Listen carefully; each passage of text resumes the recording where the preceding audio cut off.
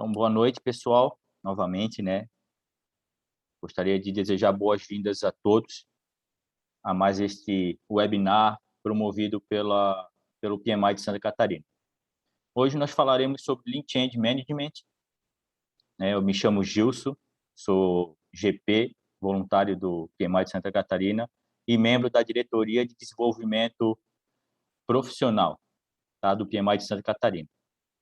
Gostaria de lembrar a todos que este webinar ele vai proporcionar um PDU no pilar de liderança para quem busca, né, manter a certificação PMP.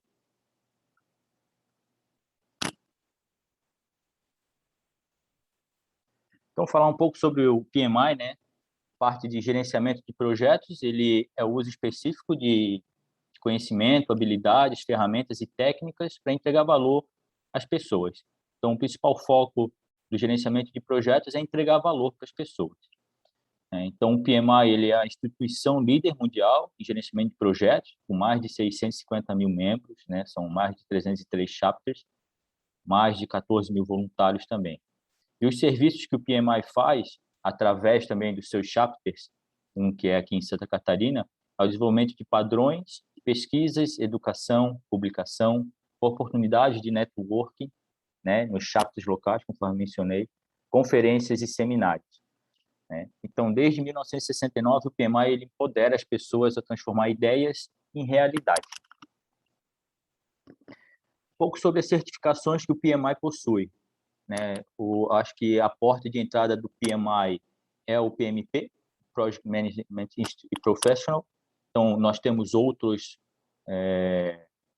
certificações também, como o PFMP, PMI Agile Certified Practitioner, né, PMI BPA. Nós temos Program Management Professional também, que é o gerenciamento de programas.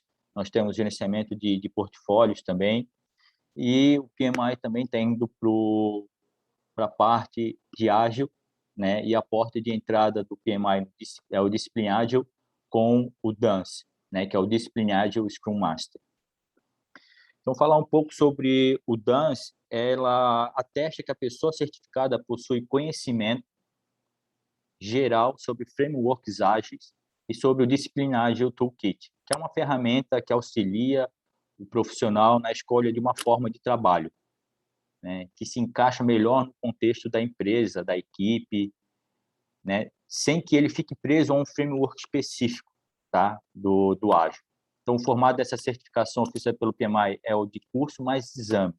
Né? O curso pode ser feito através do site do PMI ou através de um parceiro que trabalhe com o PMI.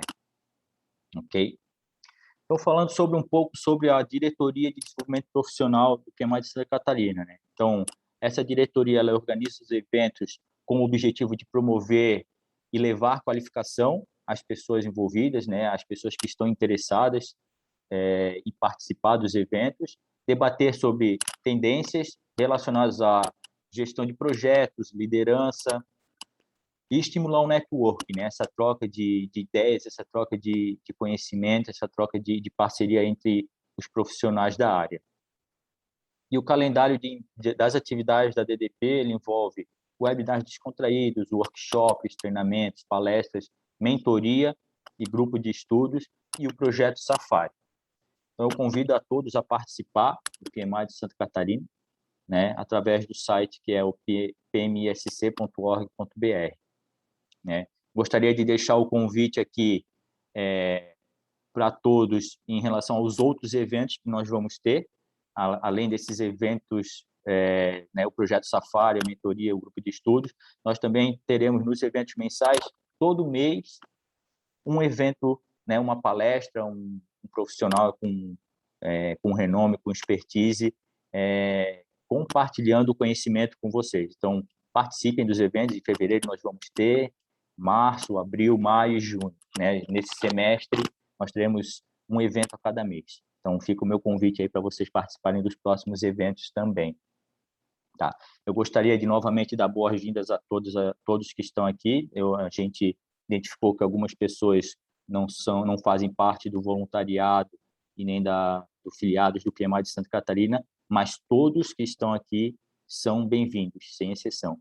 E eu convido novamente a vocês participarem, além de visitar o nosso site, fazerem parte da nossa comunidade PMI Santa Catarina, né, se inscrevendo como filiado, como voluntário. Fica o nosso convite, a nossa porta aberta, sempre que vocês desejarem. Então, sem mais delongas, gostaria de apresentar o nosso palestrante da noite. Então, ele é pai da Isa, filho da dona Arlete, do seu Gino e marido da Lu. Empreendedor e curioso, buscando tornar o mundo um lugar ainda melhor por meio da educação. Ele foi coordenador geral do gerenciamento de projetos no Ministério da Ciência, Tecnologia, Inovações e Comunicações e esteve à frente do Escritório de Projetos Estratégicos da Caixa. Ele é doutorando pela Université de Bordeaux, é presidente do PMI do Distrito Federal e embaixador da Singularity UBSB e Lean Startup BSB. Eu passo a palavra para o Gino Terentin, né? Seja bem-vindo, Gino, mais uma vez, e mais uma vez a nossa gratidão por você estar aqui presente e compartilhando esse seu conhecimento conosco. Boa noite, valeu Gilson, valeu pessoal, muito bom estar com vocês. Gilson, se tudo der errado no gerenciamento de projetos, a gente pode montar uma dupla sertaneja, você e eu, né, cara? Gilson e Gino e acabou, né? A gente tá Fechou, né? O negócio é manter o visual careca que aí tá tudo certo. No mínimo tá ornando, como a turma costuma dizer, né? Tá combinando. A gente bora aí, depois a gente conversa sobre isso. Muito bom estar com vocês aqui. Obrigado pelo convite mais uma vez. Que a gente possa ter bons momentos de troca aqui, de construção de conhecimento. Embora a gente tenha ali um formato de palestra, eu convido vocês a mais do que ouvir, trazer também um pouco para a realidade de vocês isso, né? Como esse conteúdo pode ser importante, como ele pode ser útil, como ele pode, de alguma forma, ajudar, ainda mais no começo de ano, quando a gente está repensando alguns pontos, está replanejando algumas estratégias, revendo algumas iniciativas, que esse conteúdo, de alguma forma, ajude vocês nesse momento, e vai ser muito bom poder compartilhar com vocês um pouco do Lean Change Management.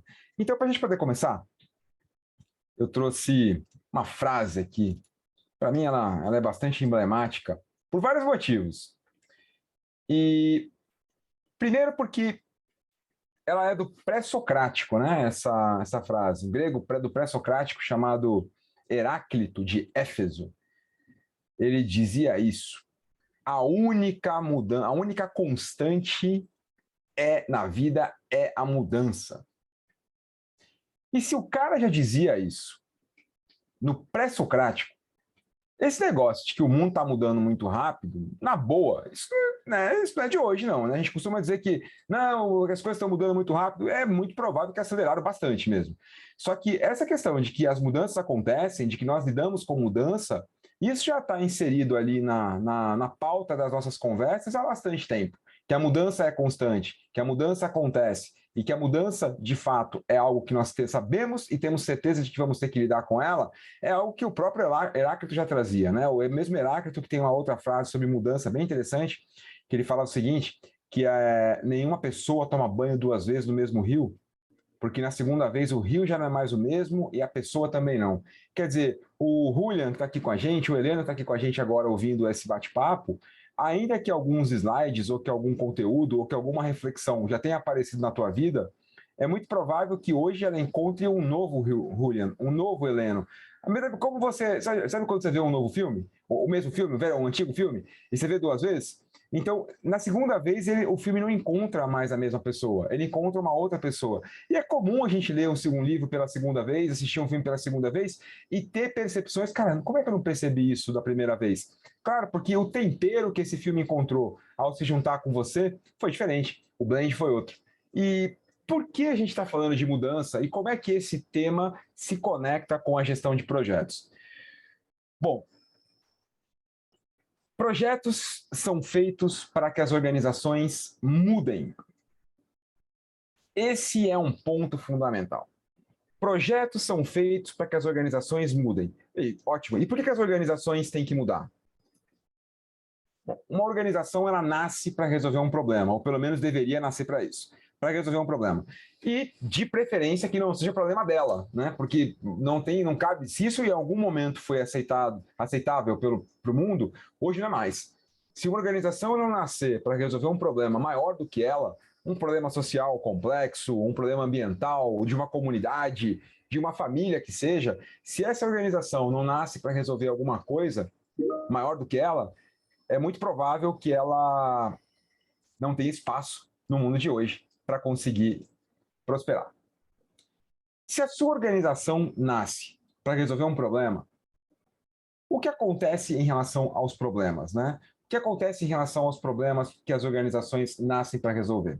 Eles existem, as organizações resolvem o problema, e para isso elas têm que mudar o que elas fazem até então. Fazer um novo produto, fazer um novo serviço, construir um novo processo. Um camarada chamado Steven Blank, alguém conhece o Steven Blank? Sabe de quem eu estou falando? Conhece, Heleno? O Steven Blank é o cara do Vale do Silício, né? Um dos grandes nomes da Universidade de Stanford, acadêmico. Ele é na verdade, foi ele quem criou o movimento Startup Enxuta, Lean Startup, como a gente conhece, e ele é mentor do Eric Ries, que foi o cara que difundiu o movimento Lean Startup com o livro de mesmo nome, Startup Enxuta. E o que acontece? Teve uma palestra dada pelo Steve Blank em 2019, que o Steve Blank fala um negócio muito interessante.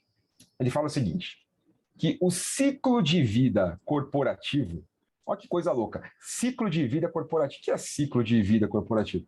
O ciclo de vida corporativo, ele compreende o momento que a sua organização nasce até o momento que a sua organização deixa de existir. E ele diz que é uma curva normal entre o momento que a sua organização nasce, também chamado de startup, é daqui que vem o nome, né? Startup é o momento que a sua organização nasce, até o momento que a sua organização encontra o auge, né? O auge da maturidade. E aí é ladeira abaixo, depois disso. Depois de chegar no auge, a tua organização ela vai começar a declinar. O nome dessa fase ou dessa curva que começa a se acentuar é declínio. Até que a sua organização chega no fim dela aqui do outro lado da curva. Bacana. Até aí, sem novidades. Acompanha comigo esse raciocínio. Se uma organização nasce para resolver um problema, então o ciclo de vida dessa organização é enquanto fizer sentido ela existir para resolver aquele problema. É isso que o Steven Blank fala. Ótimo. E qual a novidade? A novidade é que no século XX, o ciclo de vida corporativo era de 60 anos. Isso quer dizer que uma organização que tivesse nascido em 1920 para resolver um problema, quando chegasse em 1950, 30 anos mais tarde, essa organização estaria no seu auge. E quando chegasse em 1980, ela já estaria prestes a desaparecer. Quer dizer, o problema que aquela organização nasceu para resolver deixaria de fazer sentido em 60 anos. Deixaria de fazer sentido ou porque o problema não existe mais, ou porque a solução dada para aquele problema não faz mais sentido. Exemplo, Henry Ford. Qual foi o problema que a indústria automobilística veio resolver, na opinião de vocês? Para que os carros servem? Qual mobilidade? Mobilidade, locomoção. Vocês concordam comigo que esse não é um problema novo? Novo que eu digo não é século XX, deslocamento, Heleno. Concorda comigo que não é um problema do século XX? Desde que o primeiro sapiens sapiens da nossa espécie se deparou com a necessidade de sair de um ponto e ir para outro, ali nasceu um problema de deslocamento. Mas qual é a frase atribuída a Henry Ford? Uma das frases marcantes atribuídas ao Henry Ford. Ele falava o seguinte, que se eu fosse perguntar para os meus clientes o que eles gostariam que eu desenvolvesse para resolver o problema de deslocamento, eles iam pedir cavalos mais rápidos. Porque eles não sabiam da possibilidade de ter um carro. Então, não é que o carro vem atender o modelo de negócio cavalos entrou em declínio porque outro problema. Não, o problema continua sendo o mesmo. Só que a solução existente até aquele momento não daria mais conta, não tinha mais como melhorar incrementalmente o cavalo para que ele pudesse desempenhar da maneira que a gente esperava. A gente teve que fazer uma disrupção na forma, mas o problema continua sendo o mesmo. Então, o que o Steve Blank traz nessa palestra, inclusive o nome da palestra, você pode buscar depois lá na internet, porque ela é gratuita, é Innovation at 50 times, ou a inovação a 50 vezes, como eu escrevi aqui, ó. Innovation at 50 times. E o que o Steve Blank fala é que do século 21, o ciclo de vida corporativo, que era de 60 anos, no século 21, ele passa a 20 anos. Quer dizer, em 10 anos, a sua organização, que nasceu para resolver um problema, atinge o auge, e em 10 anos é ladeira abaixo. Vocês já ouviram falar naquela expressão? Avô rico, pai nobre e filho pobre? Meu pai vira e mexe falava isso. Quer dizer, se tinha o avô aqui, ó, em 1920, abriu um negócio, abriu um empreendimento para poder resolver um problema, e também ganhou um filho ou uma filha. Isso aqui é um berço, acredita em mim. 30 anos depois, essa criança virou um adulto, e aqui a filha ou o filho vai tomar as rédeas do negócio da família e o avô vai descansar, vai aposentar com 30 anos de idade. Imagina que essa pessoa também tem um filho ou uma filha aqui. Quando chegar em 1980, que chegar a vez desse pobre coitado ou dessa pobre coitada aqui, fala, logo na minha vez o negócio não dá certo, você não gere negócio com o seu avô, mas não é, a culpa não é da pessoa, a culpa é, o negócio vai deixar de prosperar em 60 anos. Legal. Até aí, qual a novidade? Isso. Como assim, Gino? Esse é o problema. Se as organizações têm que mudar para que elas possam se adaptar ao novo contexto, olha que legal. Uma organização ela precisa mudar para que ela possa se adaptar a um novo contexto. O mundo que ela está inserido muda. E quando o mundo muda, ela tem que mudar junto. O que acontece é que essa adaptação era prevista para 60 anos. Quer dizer, o vovô Gino aqui, ele não tinha que se preocupar com inovação. Ele sabia que em algum momento no futuro, alguém da próxima geração talvez tivesse. E a expectativa dele é que o filho ou a filha, na vez dele ou dela, começasse a falar sobre o tema para quem sabe essa pessoa aqui inovar. Mas não estava na conta dessa pessoa a inovação. Agora, a partir do momento que eu tenho um ciclo de vida corporativo reduzido para 20 anos, não é mais avô rico, pai nobre e filho pobre. É avô rico, avô nobre e avô pobre. Porque essa pessoa vai precisar tratar a inovação de uma forma como ela nunca foi tratada. Essa pessoa vai precisar tratar a inovação dessa forma. Inovação contínua. Esse é o livro Lean Startup, que, como eu falei para vocês, nasce do trabalho feito pelo Steve Blank em um livro chamado Four Steps to the Epiphany. Sabe qual é a grande sacada desse livro? Isso aqui, ó. Inovação contínua. Como usar a inovação contínua para criar negócios radicalmente bem-sucedidos. As nossas organizações não foram criadas para trabalhar a inovação como um processo. Não foram. As nossas organizações elas foram criadas para trabalhar a inovação como um destino, um lugar no tempo. Que em 60 anos, talvez, nós tivéssemos que alcançar ou não, mas nunca como um processo. Isso que eu trago para vocês é o contexto do Lean Change Management. O Lean Change Management entende que hoje, no século 21, as organizações não trabalham a inovação ou a mudança, a grande mudança. Eu não estou falando de pequenas mudanças. Quer dizer, a pasta de dente que é sabor hortelã, agora é sabor menta. Não é disso que eu estou falando. Eu estou falando de grandes mudanças, ou que vão resolver novos problemas, ou que, de fato, vão resolver de uma nova forma um problema já velho conhecido nosso. E o que isso envolveria um ciclo de 60 anos, em 2019, o Steve Blank já cantou que seria de 20. E, particularmente, eu acredito, mas ainda não vi nenhuma pesquisa nesse sentido, é provável que ele mesmo traga que, por conta da pandemia, esse ciclo se encurtou consideravelmente, que a pandemia deu uma acelerada nesse encurtamento, porque a gente teve que andar mais rápido com uma série de tecnologias que a gente estava meio que engatinhando com elas e deixando para frente esse negócio. Quer dizer, então uma organização nasce para resolver um problema. E o que acontece é que alguns problemas são novos. Isso mostra para a gente que uma organização pode resolver até 3 tipos, pelo menos eu entendo que 3 é um bom número para isso, até 3 tipos de problemas. Problemas conhecidos, problemas conhecíveis e problemas incognoscíveis. Há 3 grandes categorias de mudanças que nós vamos precisar fazer em uma organização. Mudanças para trabalhar em contextos conhecidos, conhecíveis e incognoscíveis. Respectivamente, mudanças que encontram resposta no passado, no presente e no futuro.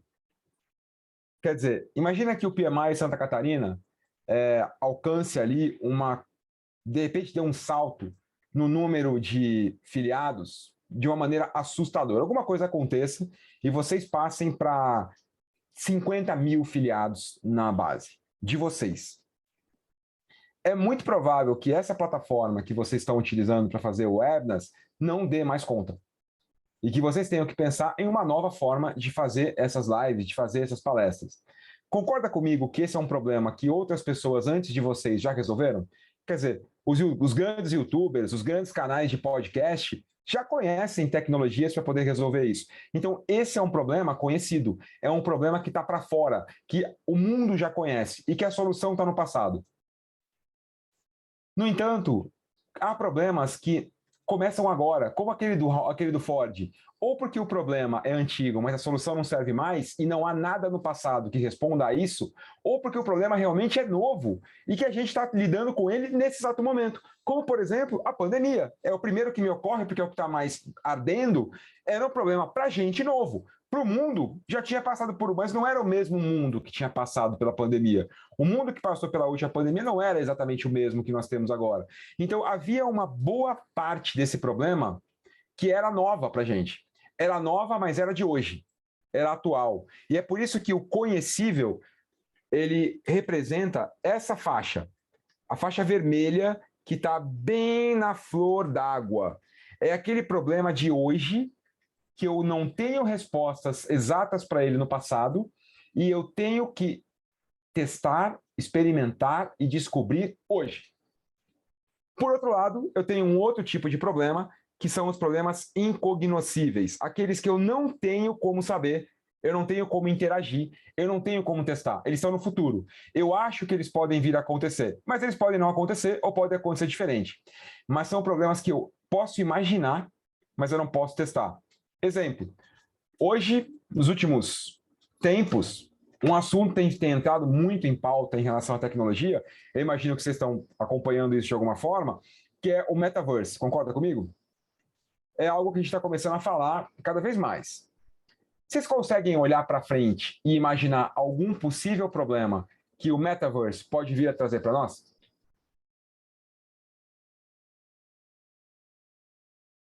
Quando eu digo problema, não necessariamente é coisa ruim, tá? Problema é resolva o problema a seguir. Uma questão, alguma coisa. Você consegue imaginar alguma questão que o metaverse possa vir a trazer para nós no futuro?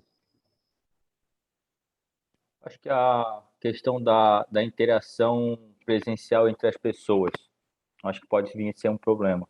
Pode ser, pode ser. Boa, boa. Mais alguém? Já é uma preocupação que a tecnologia dizem que afasta as pessoas, né? E realmente, talvez isso aí acelere o processo. Pois é. Outro problema. A gente poderia ficar aqui levantando uma série deles. Por exemplo, poderíamos ir falar, cara, como é que será que vai ser casamento no metaverse? Porque se aquilo vai ser um mundo paralelo, as pessoas vão querer casar lá também. E aí, se eu sou casado com a minha esposa aqui no mundo real e caso com uma outra pessoa lá, como é que fica? Porque eu tenho bens no metaverse também, concorda comigo? Você vai comprar coisa lá, vai vender coisa lá, é claro que vai. Vai vender roupa, vai vender casa, vai vender carro. Você vai poder ter uma BMW no metaverse. E aí, até a hora que você separar da pessoa, ela vai ter que ser dona daquela metade dos seus bens virtuais. Como é que vai ficar essa parte? Isso é uma questão jurídica que vai ter que, em algum momento, pode ser que a gente tenha que pensar nela ou não. Mas e aí?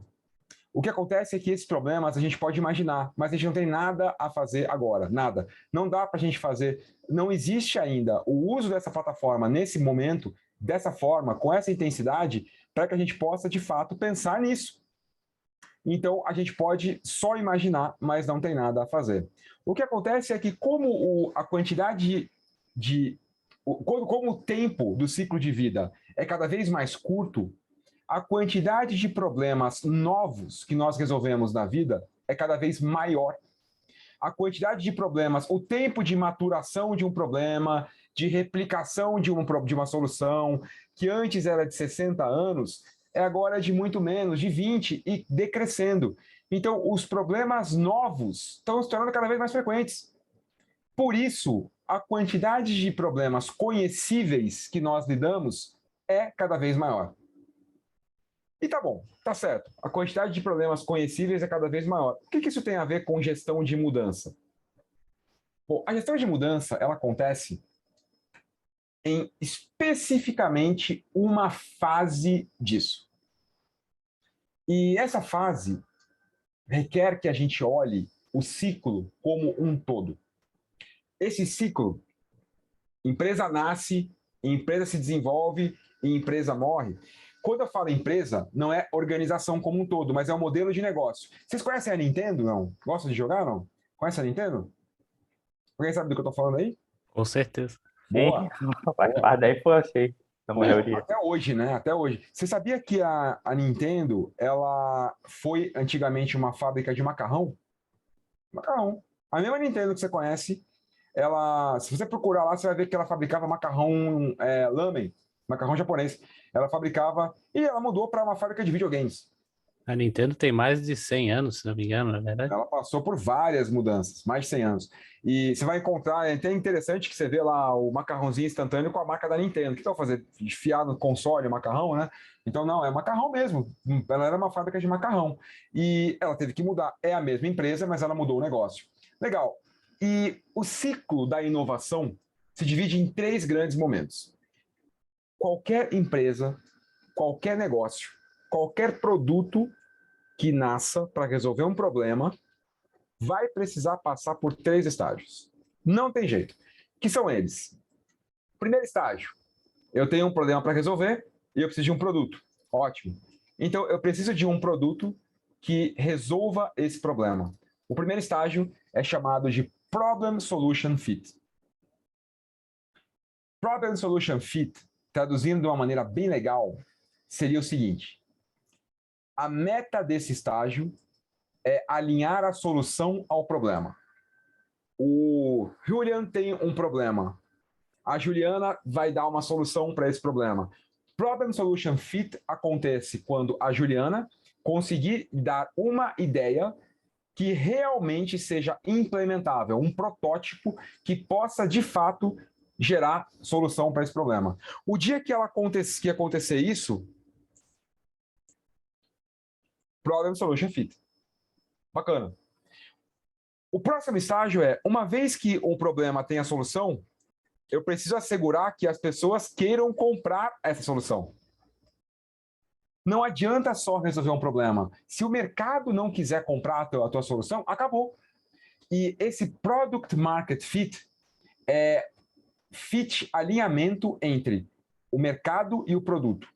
Algum de vocês se lembra de algum produto ou serviço que foi gerado, foi desenvolvido, resolvia o problema, mas o mercado não pegou? O mercado não quis, não deu certo. Alguém se lembra? Carro elétrico. Há 100 anos atrás já existia. Gurgelzão, lembra da... Não, isso, o Gurgel foi depois, né? Mas lembra do Gurgelzão que tinha lá essa ideia na cabeça? Cara, ó, temos que resolver o problema de consumo de combustível porque vai ser insustentável. Então, em vários sentidos, carro elétrico. E o Gurgel quebrou, né, cara? Quebrou o Gurgel, não tem mais. Boa. Eu vou fazer uma pergunta, você não precisa responder porque vai entregar a idade se você responder. Mas na minha época, tinha... Alguém talvez se lembre de telefone celular, que você tinha que andar com o telefone celular caçando sinal. Alguém se lembra disso? Hoje, praticamente, a gente não faz mais isso. Mas alguém se lembra? Você andava com o telefone, aí você encontrava um lugarzinho, um morrinho lá, cara, você não podia respirar 2 vezes seguidas para não sumir o sinal. Você ligava sem respirar, para não tremer, né? E naquela época resolveram isso. Vocês lembram qual foi a solução que deram?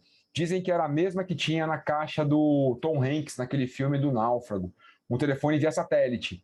E o que aconteceu é que o mercado não pegou essa solução. O filme por internet, boa, Heleno, excelente, cara. O que acontece é que a segunda etapa é uma etapa na qual eu quero ver se as pessoas mudarão o seu comportamento para utilizar aquele produto.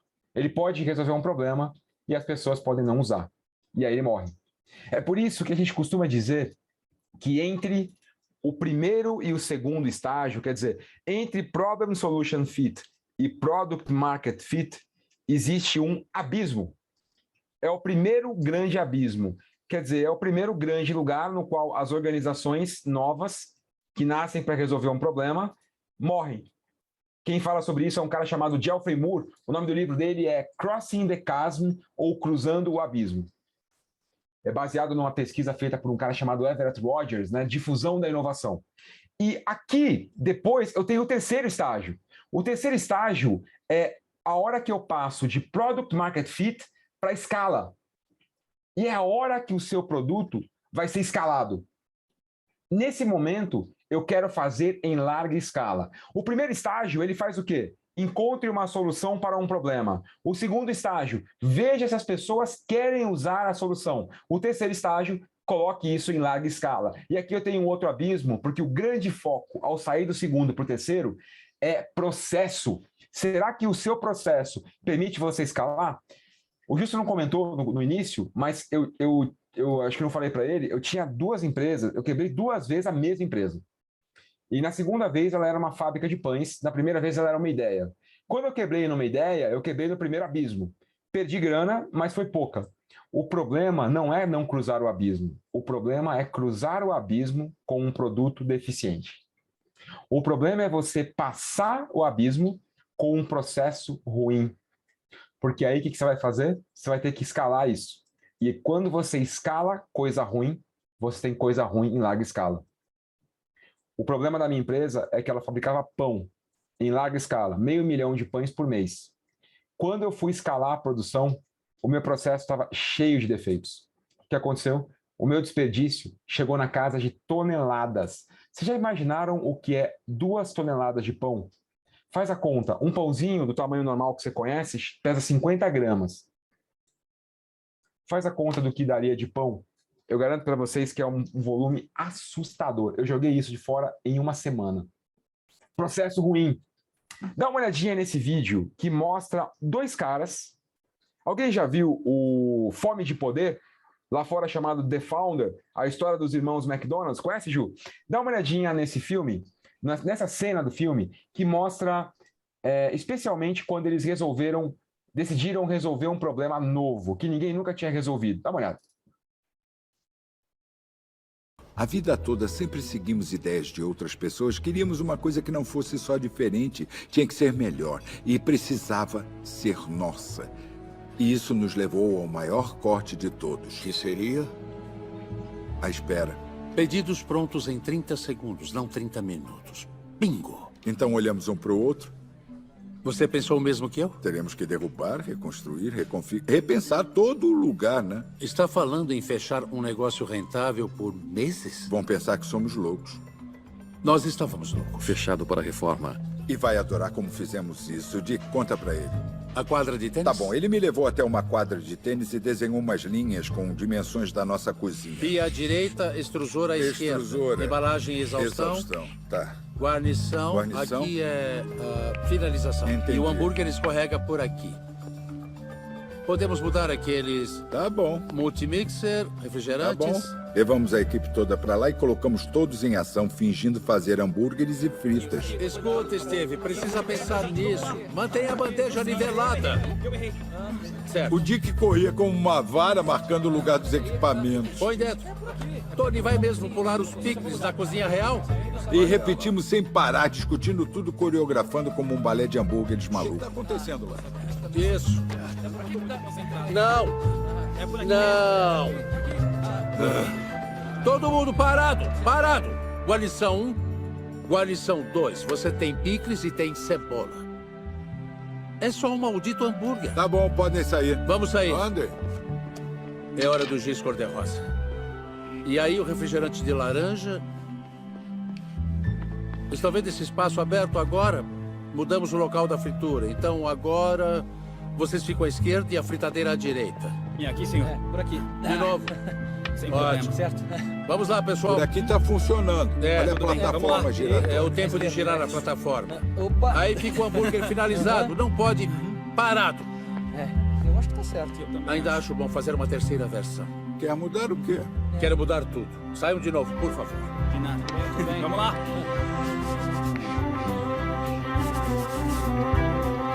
Isso aqui. Já desenhamos tudo. Assim é melhor. Tudo bem ali? Acho que sim.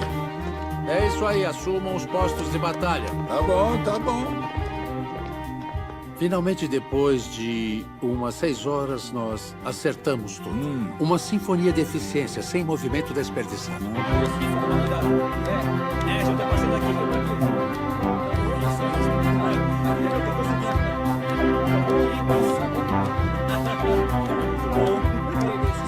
Muito bom, Jasper. Gostei desses picles. Ketchup! Use a plataforma giratória. Use bem as costas, certo? E mostarda!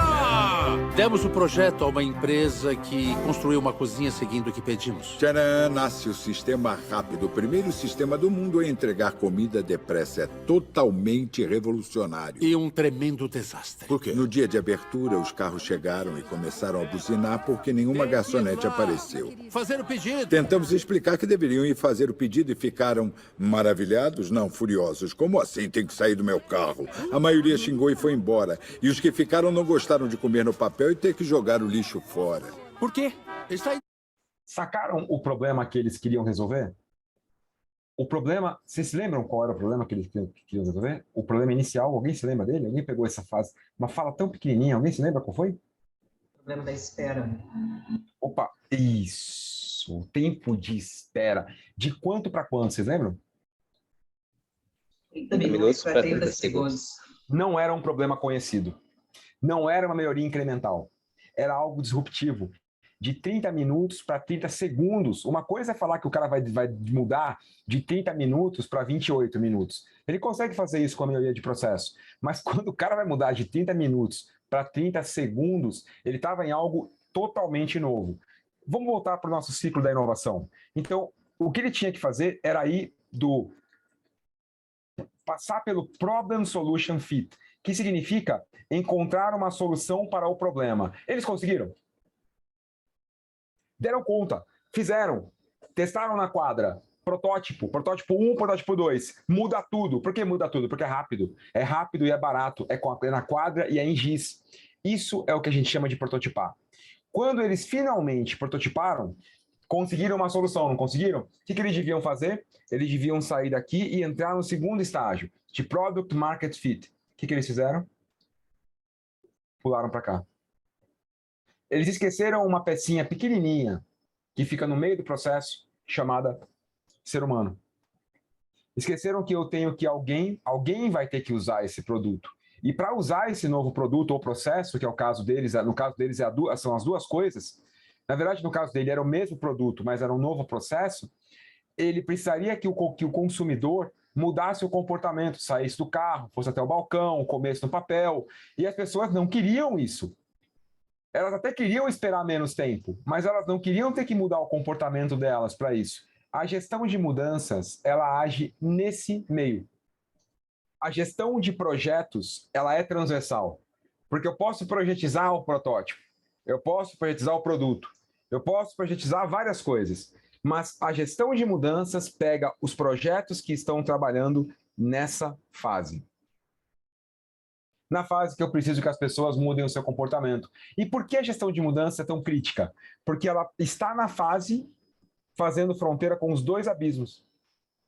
A gestão de mudança está na fase que tem o primeiro grande abismo, que é quando as ideias não são aceitas pelo mercado, que, por sinal, foi o abismo que eles caíram, mas eles não quebraram por uma série de fatores. Talvez hoje a gente não soubesse o que é McDonald's se eles tivessem cometido esse erro agora, hein? Nos dias de hoje, se uma empresa comete esse erro, é praticamente fatal. E talvez a gente não conhecesse o sistema rápido de produção de comida, fast food, se nós não se tivesse acontecido numa outra época. E o segundo abismo, que foi o segundo que eu caí, que é o de escalar um processo ruim. Eu preciso garantir que o produto que o cliente gostou, eu consigo escalar aquilo com eficiência. Do contrário, quando eu escalar, eu quebro. E é por isso que a gestão de mudanças é tão crítica. Porque a gestão de mudanças, ela trabalha transformando as coisas de um estado para outro. Principalmente o comportamento das pessoas. Mudar é passar de um estado para outro. E essa passagem de estado, ela envolve, muitas vezes, uma mudança de comportamento de várias pessoas, e não só do seu cliente final, que normalmente é quem a gente espera. Mas vocês perceberam que os próprios trabalhadores da lanchonete tinham que mudar o seu comportamento, senão não daria conta. Da mesma forma, dentro das nossas organizações, o mesmo acontece. Então, eu vejo com clareza 2 tipos de mudança. Essa mudança que acontece com a borboleta, e vocês sabem o que acontece com essa mudança, né? A lagarta entra lá no casulo e ela se torna borboleta. Uma pergunta besta. Mas eu tenho o hábito de pesquisar coisas aleatórias. Então, à noite eu começo a estudar, sei lá, alguma coisa de projeto. De repente eu estou assistindo a entrevista da mãe do Justin Bieber, não tenho a menor ideia como é que eu fui parar lá. E numa dessas eu comecei a pesquisar sobre borboleta e sobre lagarta. Imagina que você encontre um casulo. Já viram um casulo de lagarta? Volta e meia você se depara com um. Imagina que você encontre um. E que nesse casulo tem uma lagarta virando borboleta. E que você resolva abrir o casulo no meio. Pegar uma faquinha, lá, um canivete e abrir o casulo no meio do processo. O que você espera encontrar lá? Uma lagarta meio borboleta, né? Meio que quase virando borboleta, meio que nascendo. Uma lagarta colorida. Ficando colorida. Você sabia que se você fizer isso de verdade, você abre o casulo e não acha nada. O que você acha é uma gosma, um suco de lagarta. Nesse tipo de processo, nesse processo que a lagarta passa, ela não evolui para a borboleta. É um processo que ela é totalmente digerida, destruída, e depois ela renasce como borboleta. Tudo o que antes era lagarta, nesse processo, é digerido. Quase tudo, exceto uma única célula chamada célula imaginal. A célula imaginal é uma célula da lagarta que contém as informações sobre o design futuro daquele bicho. A cor, o tamanho das asas, o comprimento do bicho, o tamanho das antenas, tudo isso. Todas as informações sobre o novo estado estão armazenadas nessa célula chamada imaginal. Gino, por que você trouxe isso para a gente? Você percebe que num processo de mudança dessa natureza, quando você vai criar uma empresa, quando você vai criar um produto que deixa de ser um cavalo e se torna um carro, você vai precisar, muitas vezes, desconstruir não apenas o produto, mas tudo o que está ali, exceto o fluxo da informação. O fluxo da informação é fundamental para que a gente consiga alcançar o estado futuro. Por isso, a gestão de projetos é tão importante num processo transformacional. Porque nós, na gestão de projetos, temos acesso a quê? Às informações. E são as mesmas informações que vão dizer lá na frente o que é que esse bicho tem que ser. Na verdade, nós temos 2 estados possíveis de mudança. Eu tenho a mudança incremental, e a mudança incremental não é borboleta. No final é uma lagarta com a asa costurada. No final, não é que você é uma empresa inovadora. No final, você é a boa e velha empresa fazendo alguma coisa diferente. Eu sou do segmento bancário, trabalhei na Caixa há 20 anos, e eu costumo dizer que nós, na Caixa, estamos ali. Pode ser que hoje tenhamos mudado. Mas, a partir do momento que eu pego um documento que já não faz mais sentido há 200 anos, e agora eu tiro ele do papel e mando você assinar ele na tela do computador, desculpa, mas isso é qualquer coisa menos transformação digital. Isso é uma mudança incremental mequetrefe nos nossos processos. É pegar aquilo que não faz sentido fisicamente e agora não fazer sentido virtualmente. Esses dias tive que abrir uma conta no Banco do Brasil e eu levei 4 horas. 4 horas na agência, no meio de uma Covid. tive que ficar 14 dias sem ver minha mãe, depois de ir no Banco do Brasil. O que eu assinei de papel, eu não sei se vocês têm aberto conta, eu precisei abrir no Banco do Brasil. E eu adoro o Banco do Brasil, eu tenho grandes amigos lá, mas é o mesmo problema da Caixa. A gente não é uma borboleta, a gente é uma lagarta com asa. 4 horas. Vocês conhecem um banco chamado C6 Bank? Eu adoro abrir conta em banco, como vocês podem perceber. Eu não tenho um centavo para colocar nas contas, mas eu abro para poder conhecer como é a experiência. Sabe em quanto tempo eu abri a conta no C6 Bank? 15 minutos. Hoje eu estava dando uma aula para uma turma e, curiosamente, um dos alunos era um cara do C6 Bank. Eu não sabia. Ele falou, Gino, sabe qual é o nosso lema no C6 Bank? Falei, qual? 5 minutos. Que o cliente não espere mais do que 5 minutos para abrir a sua conta. E todo trâmite de consulta, restrição, de validação criminal, tudo que precisa para poder abrir a conta é feito em 5 minutos. Na verdade, dá um pouquinho mais, eles não conseguem chegar nos 5 ainda, mas estão em 15. E quando eu digo para vocês 15, em 15 minutos eu mandei um Pix para a conta para confirmar. Mandei de R$15 de medo. Falei, não, vou mandar de R$15 porque esse banco não pode funcionar de verdade. Nada funciona em 15 minutos desse jeito. Mandei o Pix, caiu na conta. 15 minutos. Então, quando a gente olha para o sistema bancário, por exemplo, os caras não são borboleta. Eles são uma lagarta com asa. Isso não tem problema sermos uma lagarta com asa. Isso também é importante. Desde que a gente tenha clareza, desde o início, do objetivo da nossa mudança. Se nós queremos, ao final, ser o que nós somos na essência, mas modificado, ou se nós queremos mudar a nossa essência. E é claro que não existe almoço grátis. O custo é muito maior quando eu tenho que digerir tudo para depois construir novamente. Me faz lembrar muito aquela frase do Alvin Toffler, que o analfabeto do século XXI não é aquela pessoa que não vai saber ler ou escrever. Que o analfabeto do século XXI é aquela pessoa que não é capaz de aprender, desaprender e reaprender. Quantos tabus, quantos valores, quantos aprendizados que você recebeu quando você era criança, você precisou desfazer para conseguir conviver bem em sociedade no mundo de hoje? Quantas coisas que antes você... não, isso não faz sentido. E agora faz. Eu posso te dar vários exemplos. Inclusive, vou te dar vários exemplos e uma ideia para ficar rico. No mesmo coisa. Por exemplo, na minha época, tudo o que era tabu na minha época, hoje tem uma plataforma bilionária que faz. Já pensaram nisso? Na minha época, meus pais falavam, olha, nunca pega carona com estranho. Nunca. Aí vem uma plataforma, o Uber, bota um estranho para te dar carona e ainda te dá balinha. E você chupa a balinha ainda. A segunda coisa que meus pais falavam, nunca aceita doce de estranho. E agora vem um estranho, te dá carona e você ainda chupa a bala do carro da pessoa. Tabu quebrado.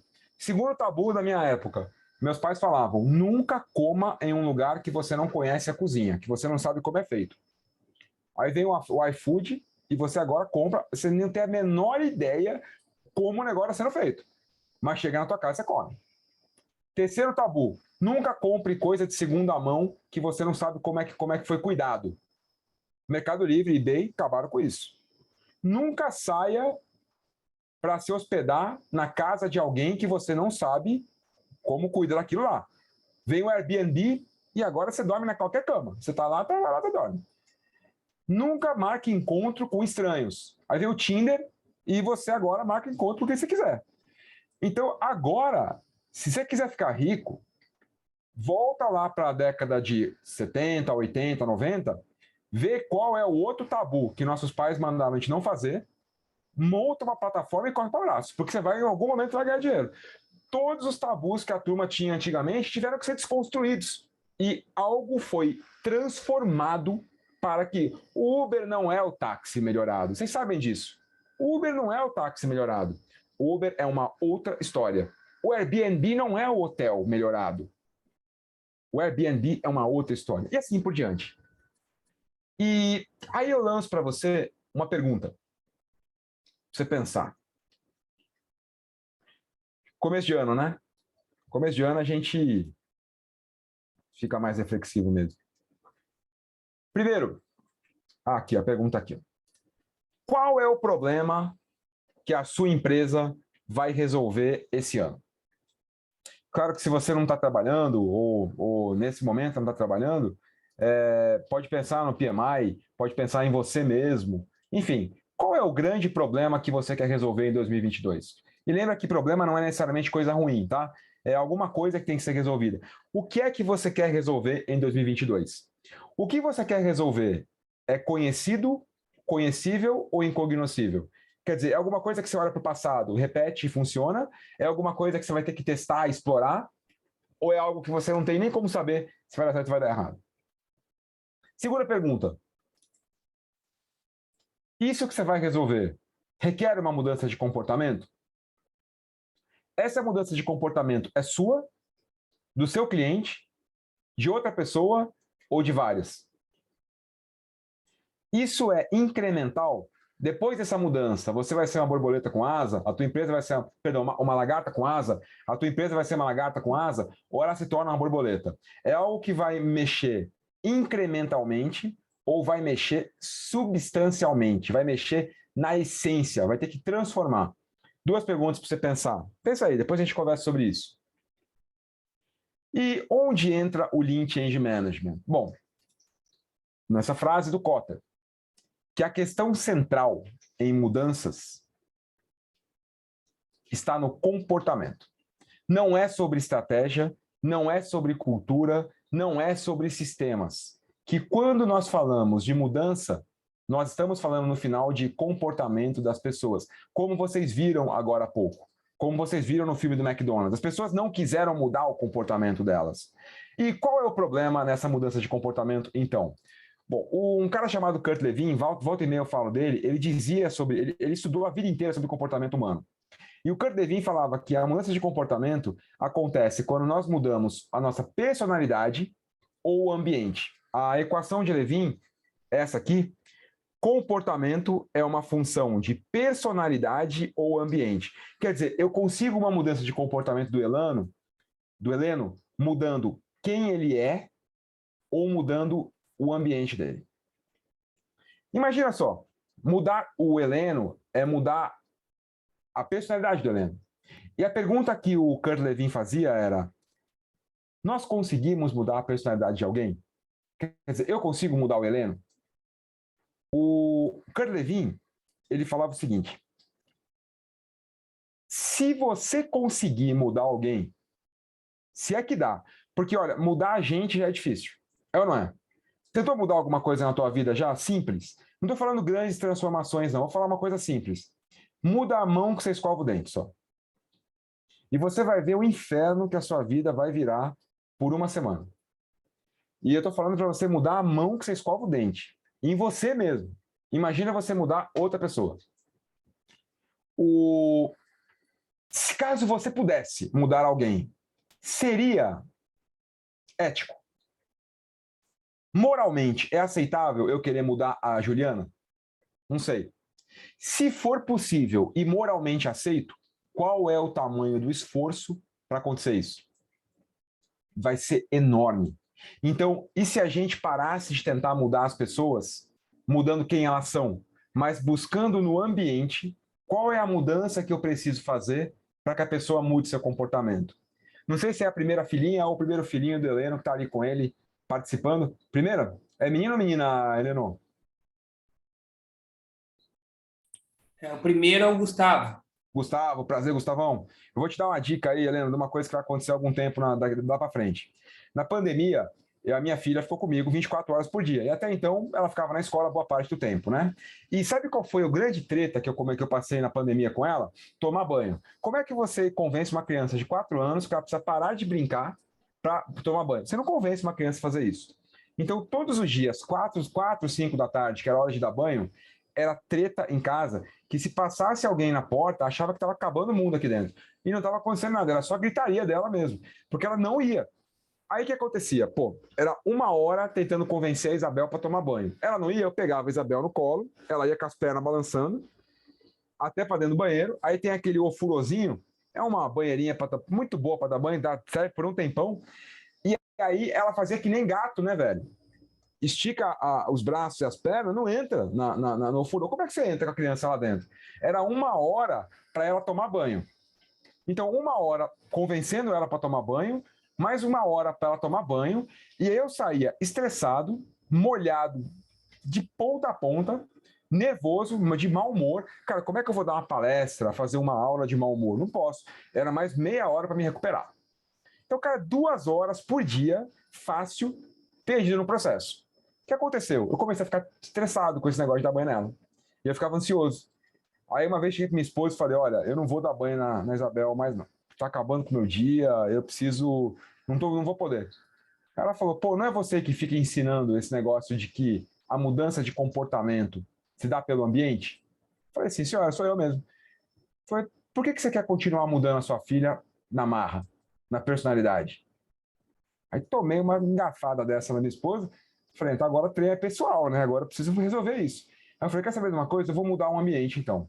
O que eu posso mudar no ambiente? Peguei a banheira dela, o furozinho, e coloquei para fora de casa, na grama. E agora a treta é outra. É a hora de parar de tomar banho. Porque eu não preciso mais convencer ela, não. Eu pluguei a mangueira do quintal no chuveiro e ela toma banho com a banheirinha na grama. Tomando um solzinho ali, vendo os passarinhos e tal, tá brincando. E aí, cara, agora os 15 minutos de banho dela é a hora que eu fico brincando com ela, é a hora que eu fico lendo livro, é a hora que eu fico tomando meu sol.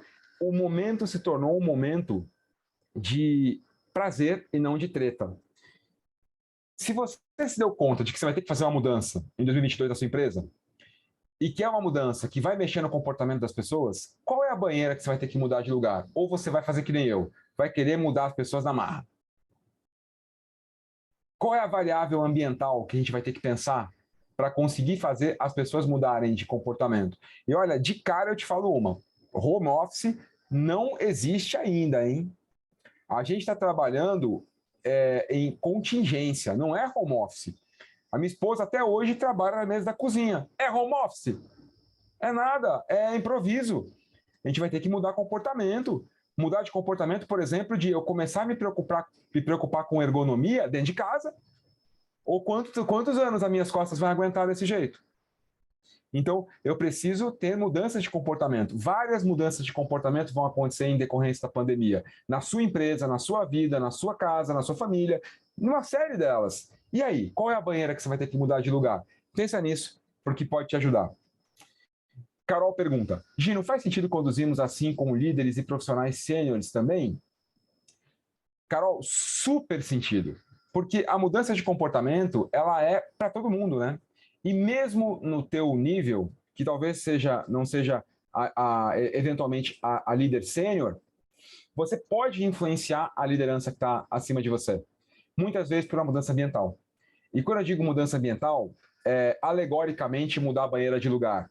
Mas sabe que isso pode ser um indicador de desempenho, isso pode ser uma política de reconhecimento e valorização, isso pode ser até mesmo um nome de cargo.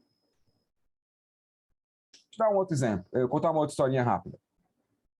Eu cresci ouvindo umas barbaridades aí, que era, por exemplo, volta e meia, quando eu era criança, alguém falava, olha, se você quiser ser alguém na vida, você tem que estudar. Aí falava, estuda, senão você vai ser lixeiro. Estuda, senão você vai ser gari. Estuda, senão você vai ser frentista. Estuda, senão você vai ser empregado doméstico. E assim por diante. A minha mãe, como era muito atenta, quando alguém falava uma bobagem dessa, ela me chamava no cantinho e falava, filho, isso que você ouviu não faz sentido, hein? Você não considera, tá errado isso. Ela falava, o papel do médico ou da médica numa cidade é tão importante quanto do lixeiro. Por exemplo, se o lixeiro não vier na nossa casa e não recolher o lixo, vai juntar lixo, vai dar doença e você vai ter que parar no médico. Então, para a tua saúde, é tão importante o trabalho do médico quanto do lixeiro. E eu cresci ouvindo isso. Aqui em Brasília, eu moro num condomínio e a coleta de lixo é feita por tratorzinhos. Sabe aqueles tratorzinhos, tipo aqueles que levam a criança a passear? Quando o trator começa a funcionar, a minha filha fica doidinha com aquele barulho de trator. E ela, desde que ela começou a engatinhar, ela já ia para a porta para ver o trator. E quando ela começou a falar, ela começa a sair correndo. Papai, papai, papai, o moço do lixo, o moço do lixo, o moço do lixo. E esse moço do lixo começou a me incomodar. Um dia, acho que ela tinha 1 ano e meio, eu chamei a Isabel e falei, Isabel, vem cá. Olha, esse moço que vem aqui, ele faz o quê? Ele leva o lixo embora, papai. Eu falei, pô, se ele leva o lixo embora, ele está limpando. Se ele está limpando, ele é moço da limpeza e não do lixo. Não é verdade? Foi verdade, papai. Então vamos combinar o seguinte: da próxima vez que você sair gritando, grita, oi, tio do lixo, tio do lixo, tio do lixo. Não faz isso não. Grita, oi, tio da limpeza, tio da limpeza, tio da limpeza. Não grita tio do lixo, não. Chama ele de uma moça da limpeza. E eu queria ter filmado a primeira vez que isso aconteceu. Para vocês verem a expressão no rosto daquela pessoa quando ela foi chamada pela primeira vez, talvez no condomínio, de moço da limpeza. Até aquele dia, ele era o tio do lixo. E enquanto o tio do lixo, o comportamento dele talvez não fosse o mais alegre, talvez não fosse o mais engajado, talvez não fosse o mais motivado, talvez não fosse o mais animado, mas a partir do momento que eu mudei uma primeira variável ambiental, que foi o nome tio do lixo para tio da limpeza, fez a diferença no comportamento dele. Muito melhor do que fazer reuniões de condomínio reclamando que os lixeiros passeiam de cara feia. Olha, vocês têm que ser mais animados. Ó, vocês têm que ser mais engajados. Vocês têm... Querendo mudar quem? A pessoa. Em vez de mudar a pessoa, vamos mudar a banheira. Qual era a banheira que tinha que ser mudada naquela condição? O tio do lixo, o moço do lixo, o homem do lixo, o cara do lixo. Quando ele se torna o cara da limpeza, fica mais fácil. É claro que é um exemplo simples, mas talvez na tua organização, ou na minha, quando a gente diz, por exemplo, que função de confiança, na Caixa tem isso, função de confiança é uma função dada para gestores, aqueles que não são gestores se sentem como, né? Se cargo de confiança é cargo de gestão, e eu não sou gestor, então eu posso ser uma pessoa que não tenha confiança. E se você não confia em mim, eu não confio em você. Pequenas variáveis, grandes mudanças. O Kotter, então, traz essa questão da mudança comportamental. E onde entra nessa história o Lean Change Management? O Lean Change Management, ele vem para trabalhar a gestão de mudanças de uma forma enxuta. O Lean é do Lean Startup. Por isso que eu mostrei no comecinho o Lean Startup. É aquele Lean que veio para a gestão de mudanças. E o que é aquele Lean do Lean Startup? É o Lean do MVP. É o Lean do mínimo produto viável. E é o Lean que, na gestão de mudanças, entra como a mínima mudança viável. Qual é a menor mudança que eu preciso fazer para saber se está dando certo e então continuar naquela direção ou mudar? Ou como o Lean Startup fala, qual é o menor produto que eu tenho que entregar para depois que o meu cliente ou o meu usuário utilizarem o produto, me dizerem se está indo bem ou se não está indo bem, e com base no feedback, eu poder refinar melhor o produto. Não entregar uma coisa pronta, mas entregar o mínimo possível para você receber feedback. O Lean Change Management trabalha exatamente na mesma visão. Todos os modelos, e olha, dificilmente eu faço afirmações categóricas como essa, dificilmente.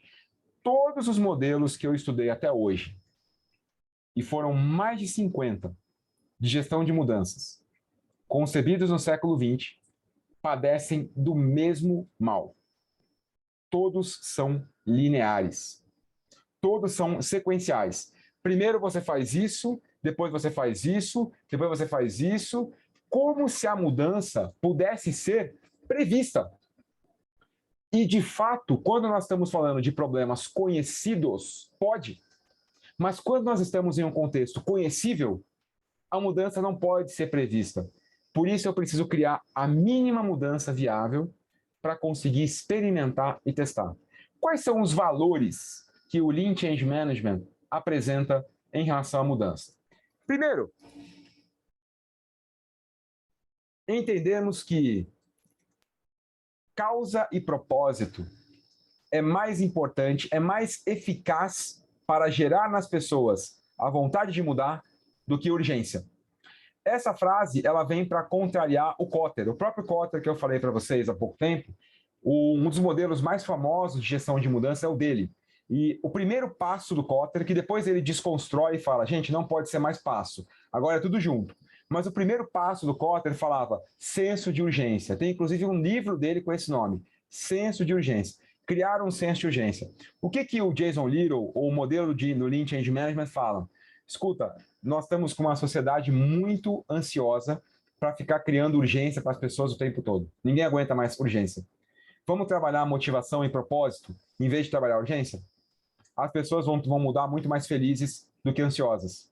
Então, trabalhar propósito mais do que trabalhar urgência. De onde vem o propósito? Ele vem de um estudo feito por dois caras chamados Richard Ryan e Edward Deci, que o modelo deles é Ryan e Deci, é um modelo motivacional. E na pesquisa deles, eles encontraram 3 grandes fatores que levam as pessoas à motivação. Esse estudo foi processado depois por um cara chamado Daniel Pink, um grande nome da motivação do século 21, 20/21, e ele cria um livro chamado Drive, uma grande pesquisa que ele fez, e no Drive ele entende que um dos grandes fatores da motivação humana é o propósito. Por isso, mais propósito e menos urgência. Outro, diálogo significativo mais do que ficar espalhando e-mails e comunicações e planos para tudo que é lado da empresa. Vamos ter conversas de verdade? Vamos ter conversas que façam sentido? Vamos ter conversas honestas sobre a mudança? Mais do que ficar disparando e-mail, disparando rede social de mudança para tudo que é lado? Terceiro, responder à mudança mais do que resistir à mudança. E o que é que ele está falando sobre isso? Eu tive a oportunidade de conversar com o Jason Little sobre especialmente esse ponto. E o Jason Little é o autor, né, do Lean Change Management. E ele falou o seguinte: resistência à mudança não existe. Eu falei, como não? Ele falou, não existe resistência à mudança. Eu falei, mas as pessoas não resistem à mudança? Ele falou, resistem. Isso não é resistência à mudança? Ele falou, não. Se as pessoas resistem à mudança, é porque a sua técnica está errada. O método que você escolheu está errado. A abordagem que você está usando está errada. As pessoas resistem àquilo que elas não gostam, àquilo que é ruim. Se elas estão resistindo, é porque o teu processo é ruim. Olha que pancada, né? Então, em vez de trabalharmos a resistência à mudança, não. Vamos ver como as pessoas respondem à mudança e vamos adaptar o nosso método e não as pessoas. Lembra da equação do Levin? Não é mudar a pessoa. Não é a pessoa na tua organização que tem que mudar. É muito difícil mudar os outros. Então, é muito mais fácil adaptarmos o nosso processo do que tentarmos fazer as pessoas mudarem quem elas são. É muito mais fácil a gente mudar a banheira de lugar do que ficar durante dias e dias e dias guerreando com a minha filha. Gente, se eu não consigo mudar a minha filha para tomar banho, você acha que eu vou mudar você na empresa? É muito mais fácil adaptar o meu método. É muito mais fácil eu aprender com você e adaptar o meu método para que ele consiga te colocar no comportamento que a gente precisa que você tenha. E o último valor do Lean Change Management, que é cocriação mais do que obter o buy-in. Buy-in é vender a mudança. Eu vou mudar e vou vender para você a mudança. E eu particularmente concordo com isso. Nós precisamos, o mundo dos problemas conhecíveis, o mundo das mudanças, requer da gente muito mais aceleração no processo de mudança de comportamento. É muito mais difícil convencer você que o meu produto é bom do que envolver você no processo para criar o produto já bom desde o início. Num mundo que tinha 60 anos para inovar, dava tempo de te convencer. Mas no mundo que eu tenho agora 1/3 e menos desse tempo, ficar ganhando o buy-in leva muito tempo, muita energia e vem uma empresa antes de você conseguir convencer a pessoa e oferece uma outra coisa para ela. Então, cocriar a mudança é muito mais rápido, é muito melhor e muito mais barato do ponto de vista de energia. Porque eu já vou envolver a pessoa que vai mudar no primeiro momento e não no final, quando o negócio está pronto. E aí é convencimento, aí é argumentação. Esses são os 4 valores do Lean Change Management. E como a gente aplica esses 4 valores? Em um ciclo muito mais de aprendizado e muito menos linear. Criar experimentos. E é justamente ali que entra o Lean Startup. Primeiro, compreenda o seu contexto. Insight. Quer dizer, entenda a tua empresa. Entenda o contexto da sua empresa, em vez de levar a mudança pronta. Como é que é o contexto? Como é que eu conheço o contexto? Quais são as normas que existem na minha empresa hoje? O que eu preciso saber antes de criar um experimento? Qual abordagem funcionaria melhor para mim? Qual é o ritmo que as pessoas aceitam essas mudanças? E como a gente consegue descobrir isso? Pesquisando, fazendo conversas, observando, entrevistando, conversas de bebedouro, participando do dia a dia das pessoas que de fato vão mudar. Uma vez que eu tenha feito os meus insights, que eu tenha colhido os meus insights, agora eu vou criar opções. Quais são as opções de mudança que eu tenho? O que eu posso fazer para mudar essa organização? E como a gente faz as opções? Como é que a gente entra no nível de opções, né? Buscando trazer as pessoas para junto da gente, definindo opções de custo, opções de mudança e avaliando de acordo com o valor que isso vai gerar e o custo que isso vai ter, por exemplo, definindo o que é que nós vamos trocar, o que nós precisamos fazer e o que nós vamos deixar de fazer. Qual é o custo de deixar de fazer isso? Qual é o valor de deixar de fazer isso? Tá ótimo. Agora nós definimos o nosso estado futuro. Definimos o nosso estado futuro do que nós queremos ser. Quais são, de fato, as opções que nós vamos considerar para a nossa mudança? E agora que eu tenho as minhas opções, que eu priorizo as minhas opções e sei o que eu não vou mudar, agora eu entro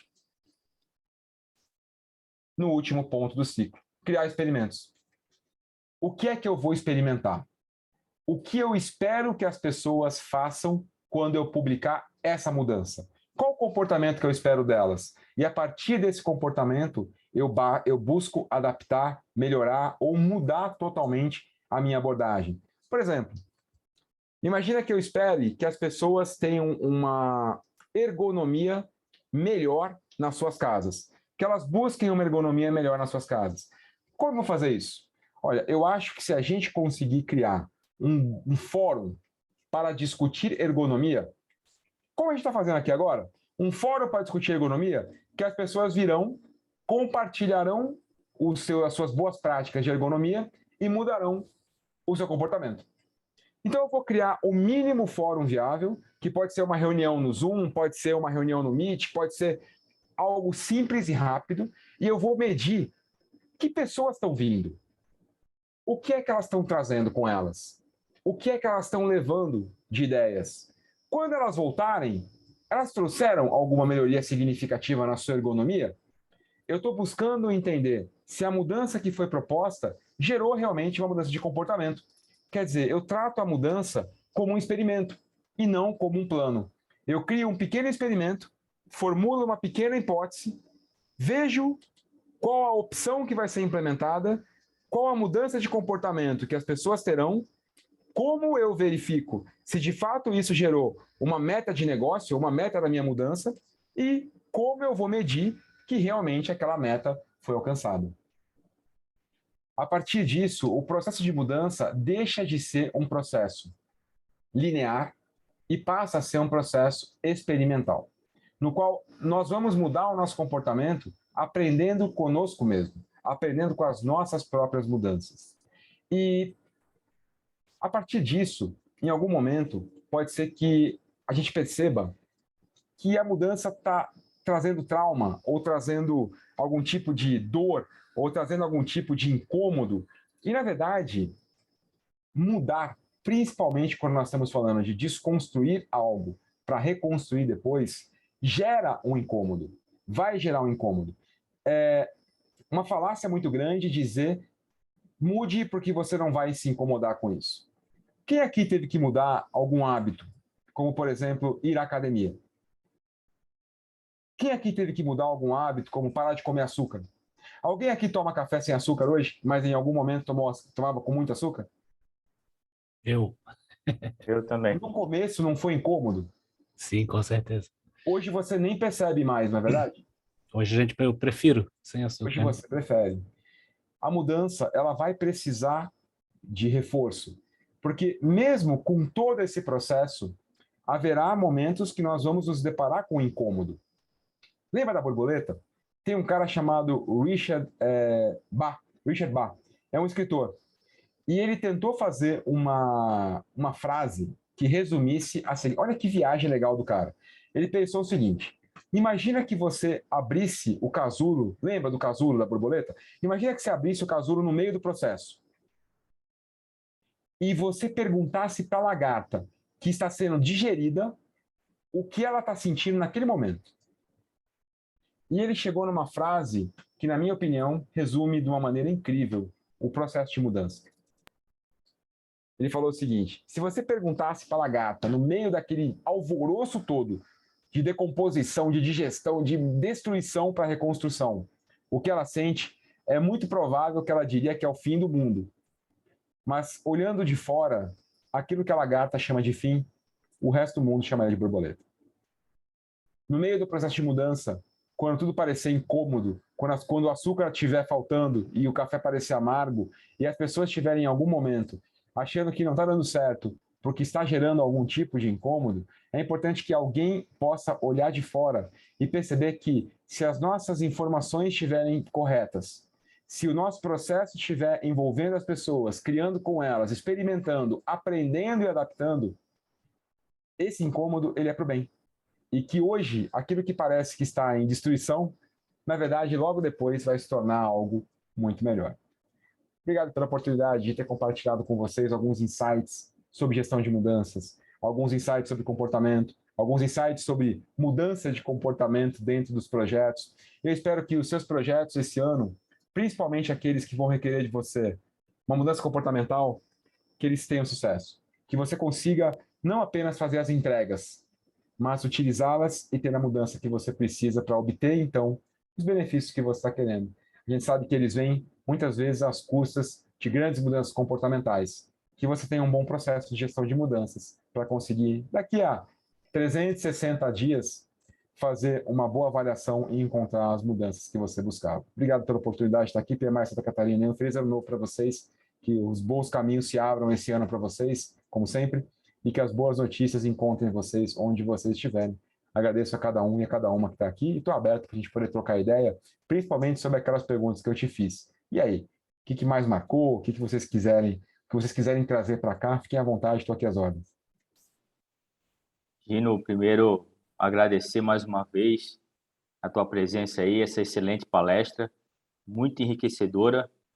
Minha gratidão, a nossa gratidão por mais esta noite aí, trocando experiência, compartilhando teu conhecimento com nós. Obrigado, Gilson. Muito bom estar contigo. Obrigado por toda a paciência no processo. Pegou uma fase muito corrida minha de final de ano. Obrigado por toda a insistência para que acontecesse. Mesmo a agenda balançando, quase caindo, vocês nunca desistiram desse processo. Nunca desistiram. Nunca falaram, tá bom, gente, deixa para a próxima. Não, cara, vamos tentar. Vai dar certo, vai dar certo. E eu me senti muito valorizado no processo com vocês, muito valorizado o tempo todo. Me senti muito querido. E como é bom a gente se sentir apoiado. Olha, vai dar certo, a gente vai dar certo, você vai estar com a gente. Obrigado por isso, Gilson, porque você esteve à frente desse processo muitas vezes, sempre com um carinho muito grande, com uma paciência muito grande, mesmo numa agenda super conturbada que nem eu tive no final do ano e no começo desse ano. E que, por favor, a gente possa estar junto outras vezes também. Muito obrigado, cara. Não, com certeza. Novas oportunidades, novos eventos virão e a parceria continua. Se Deus quiser. Muito obrigado. Pessoal, antes de... agora a gente abre para perguntas e respostas. Algumas pessoas vão fazer algumas perguntas. A Ellen também, que é analista de projetos aqui, que trabalha junto comigo, ela vai colher as perguntas que o pessoal fez aí e vai estar realizando algumas perguntas também para o Gino. Mas antes de a gente iniciar essa sessão, eu vou deixar no chat o link do formulário sobre um questionário sobre o evento. Então, eu gostaria muito que vocês participassem desse momento de feedback, desse questionário, preenchendo ele e avaliando como que foi o evento, e aí para a gente colher as informações pertinentes que vocês vão nos informar, ok? Então, nós iniciamos a sessão de perguntas aí. Ricardo, pode começar, você está com a mão levantada aí. Fala, querido Ricardo.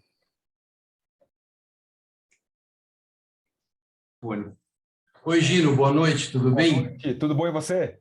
Tudo, Gino. Olha, meu nome é Ricardo Costa, eu sou diretor de parcerias aqui do PMI Santa Catarina.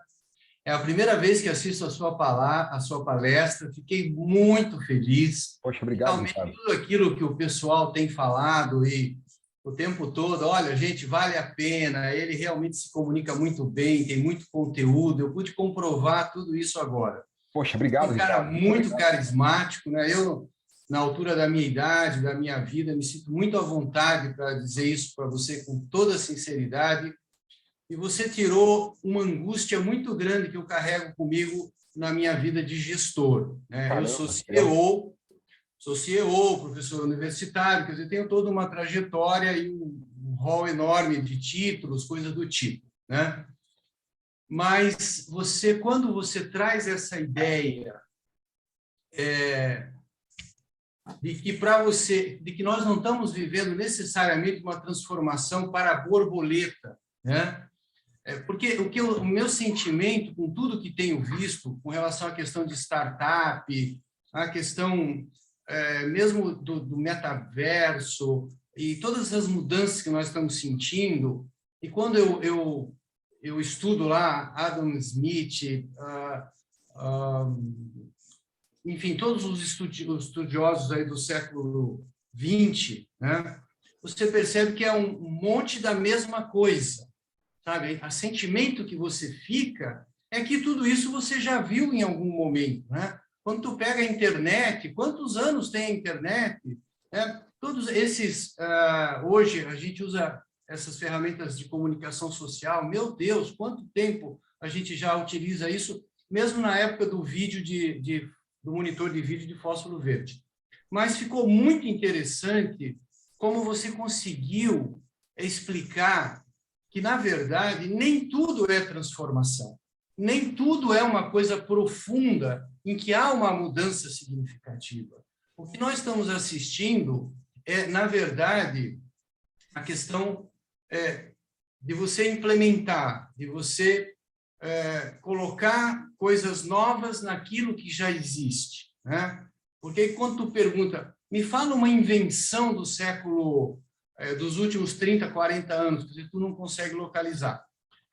Então, foi muito bacana, quero te agradecer, te parabenizar, espero conhecê-lo pessoalmente. Eu também. Com relação a essa explicação que tu deu do casulo, né? Nem sempre, às vezes é um casulo com asas, né? Não chega a se transformar numa borboleta. Então, acho que isso foi fantástico, parabéns, muito obrigado. Poxa, Ricardo, sou eu quem agradece. Me permita te indicar um livro que eu imagino que você vai gostar, que é esse aqui, ó. De licença para poder levantar aqui e pegar esse livro.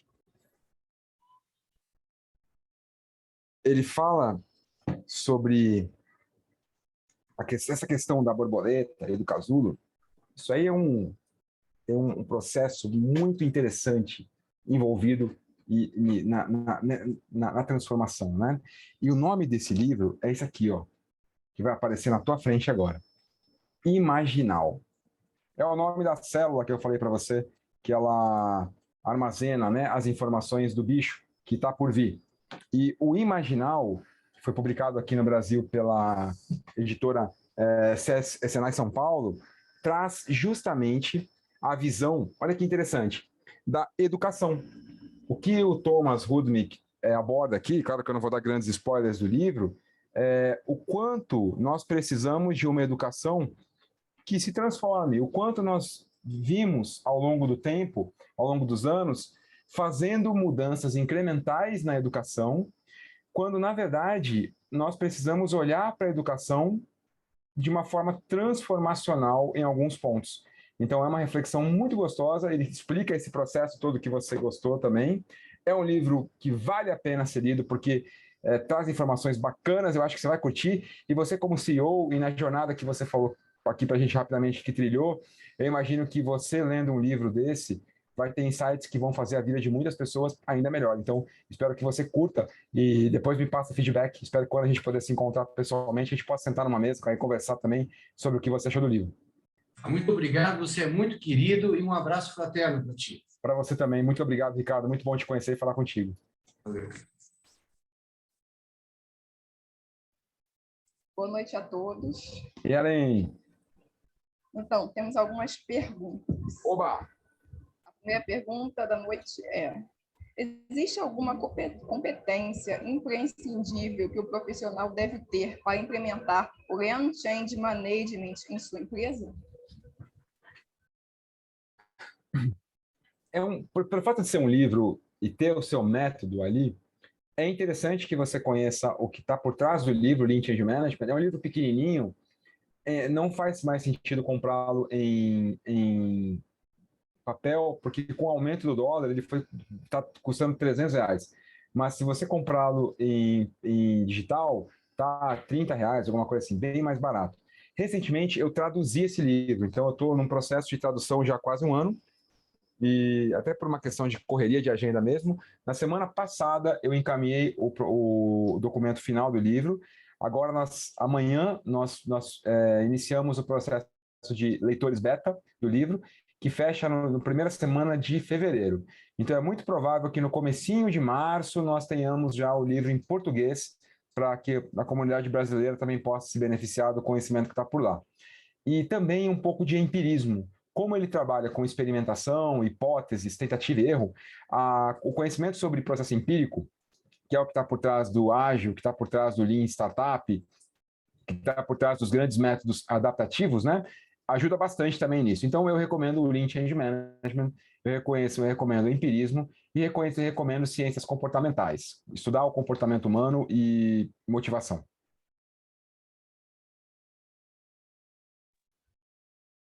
Ótimo. Poderia citar uma ferramenta utilizada na gestão de mudanças? Pois tem várias. O Lean Change Management, ele gosta dos Canvas. Então, pelo fato de ter nascido na década no ano 2010, então ele pegou muito o gancho dos Canvas. Então, o Canvas para o Jason Little é uma ferramenta poderosa porque ela coloca as pessoas para co-criarem no mesmo documento. E ele fala muito de radiadores de informação, ele usa muito isso no livro dele, que é criar ali um mural, algum lugar onde as pessoas possam ficar em pé e todo mundo ter a mesma visão do processo. Então, ferramentas de gestão de mudança, por exemplo, você vai encontrar de diversos canvas e diversos templates. E eu gosto muito de fazer avaliações comportamentais para poder entender como aquelas pessoas reagirão à mudança um pouco antes, entender um pouco melhor qual seria a possível reação esperada daquela pessoa. Então, ali está uma ferramenta muito interessante, e quem quiser entender um pouquinho mais sobre mudança disruptiva e inovação, tem um livro antigo da década de 60, 1962, o livro chama Diffusion of Innovations, ou Difusão da Inovação. Foi escrito por Everett Rogers, já falecido em 2004, e ele é um livro que explica o processo de difusão de uma ideia. Por que algumas ideias vão para frente e outras não vão? E pior do que isso, por que uma ideia não vai para frente hoje e daqui a 10 anos vai? Verdade. Lembra do carro elétrico? Por que isso acontece? Então, ele fez uma pesquisa mostrando qual é o processo que uma ideia segue até ser difundida. É muito interessante. Se autoconhecer é importante no momento de implementar mudanças em uma empresa? Eu perdi o comecinho. Se o quê, Ellen? Perdão? Se autoconhecer é importante no momento de implementarmos mudanças em nossas empresas? Uau, que pergunta. É importante para tudo. Foi a maior dificuldade que eu tive na pandemia, ficar sozinho comigo mesmo. Eu percebi que eu conhecia muito dos outros e que eu passava grande parte do dia me relacionando e conhecendo sobre as empresas dos outros, sobre as pessoas que trabalhavam nas empresas dos outros, sobre os times dos outros, mas eu conhecia pouquíssimo sobre mim mesmo. E a primeira vez que eu tentei fazer um processo de autoconhecimento nessa pandemia foi ficar 1 hora, e eu convido vocês a fazer isso. Não é legal, pelo menos para mim não foi. Ficar 1 hora com você. E quando eu digo 1 hora com você, não vale pegar telefone, não vale conversar com ninguém e não vale fazer nada. Por exemplo, vou fazer crochê. Não vale, não vale. Ficar 1 hora com você é não fazer nada com você durante 1 hora. E sabe qual foi o sentimento que eu tive, Ellen? Vocês já pegaram ônibus e sentaram do lado do ponto de ônibus, você com mais uma pessoa que não conhecia, e a pessoa não fala com você, e você não fala com a pessoa, e parece que 10 minutos leva 6 anos para poder passar, tem aquele climão. Para mim ficou aquele mesmo climão, eu me senti do lado de um estranho, eu não tinha assunto para falar comigo. E a partir daquele momento eu fiquei bem preocupado, eu falei, eu preciso desenvolver isso, porque eu não conheço, eu não sei como lidar com os meus sentimentos, eu não sei como lidar com as minhas ansiedades, eu não sei como lidar com as minhas frustrações. Eu estou descontando isso na comida, na pandemia, né? Eu e mais metade do mundo, eu estou descontando isso no sono.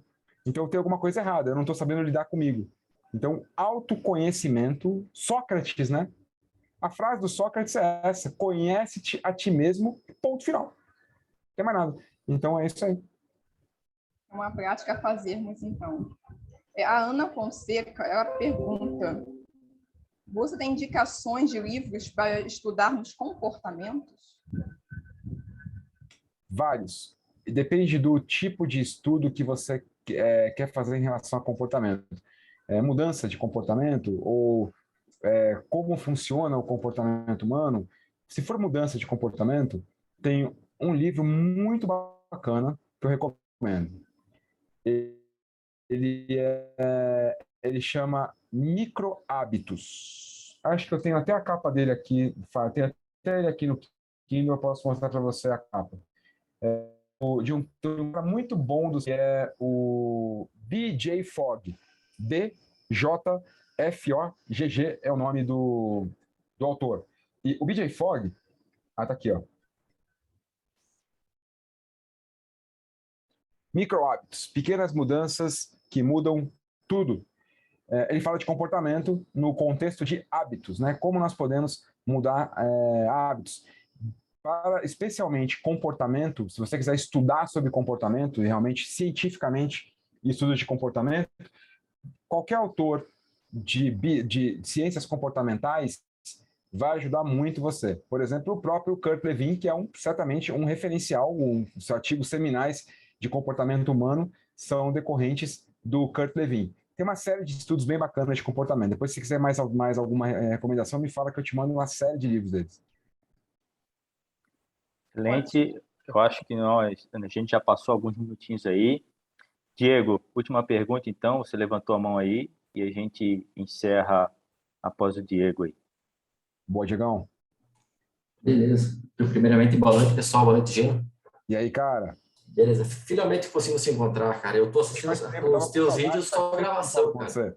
Faz muito tempo. Eu tava pensando em você esses dias. Falei, cara, nunca mais falei com o Diego, preciso mandar um WhatsApp para ele. Porque a gente se encontrava com mais frequência. Que bom te encontrar aqui. Obrigado por ter vindo, cara. Agora com a paternidade, a pandemia é complicado. Tá explicado, então. Muito bem, muito bem. Então, parabéns. Eu tenho uma pergunta e um feedback. Eu vou começar pelo feedback. Depois que eu conheci a fórmula do Kurt Lewin, né, que é o comportamento e a função da personalidade do ambiente, cara, a minha vida profissional mudou muito. Tanto como eu me comporto, como eu vejo o comportamento das pessoas. Eu passei a entender mais as pessoas. Porque tem muita coisa que a gente acaba julgando a pessoa, tentando mudar comportamento, quando a gente esquece de ver que a parte do ambiente que está sob nossa responsabilidade, a gente acaba falhando bastante, né?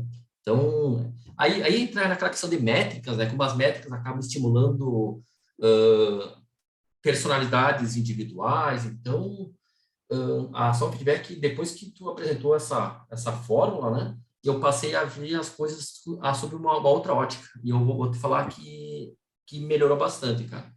Que legal, que bom saber disso, Diego. Para mim também, a forma do Kurt Lewin me fez julgar menos as pessoas e me colocar como protagonista da mudança, né? Eu me coloco como ativo na mudança e não esperando a pessoa mudar, né? Isso. A pergunta que eu tenho é qual é a relação entre o Lean Change Management e a transformação organizacional? Aonde que ele entra? Qual a relação entre o Lean Change Management e a transformação organizacional? Aonde que ele entra? O Lean Change Management, ele vai trabalhar a mudança. Ele não faz distinção de ser uma mudança incremental ou de ser uma transformação. Ele vai trabalhar o processo de mudança. No livro do Lean Change Management, especialmente, ele fala sobre uma transformação. Então, lá, a transformação que ele aborda é o que ele chama de transformação Kanban, feita numa organização que ele não dá o nome, mas quando você entra no LinkedIn do Jason, você sabe qual é, que ele trabalhou muitos anos, que ele faz a referência como a comissão, ele chama de a comissão. Como foi fazer a transformação Kanban dessa empresa? Então, a princípio, pelo fato dele trabalhar a mudança de comportamento, ele não diz se vai trabalhar uma mudança de comportamento pequena ou muito grande. Então, é natural que quando a gente tiver em um processo transformacional, uma transformação organizacional, que, olhando para aquela foto da borboleta, seria a organização deixar de ser o que ela é e se tornar outra coisa. Não é colocar uma asa na organização, não é pintar as paredes dela, não é isso. É mudar a essência daquilo. O processo de gestão de mudança ele vai te ajudar nessa mudança comportamental.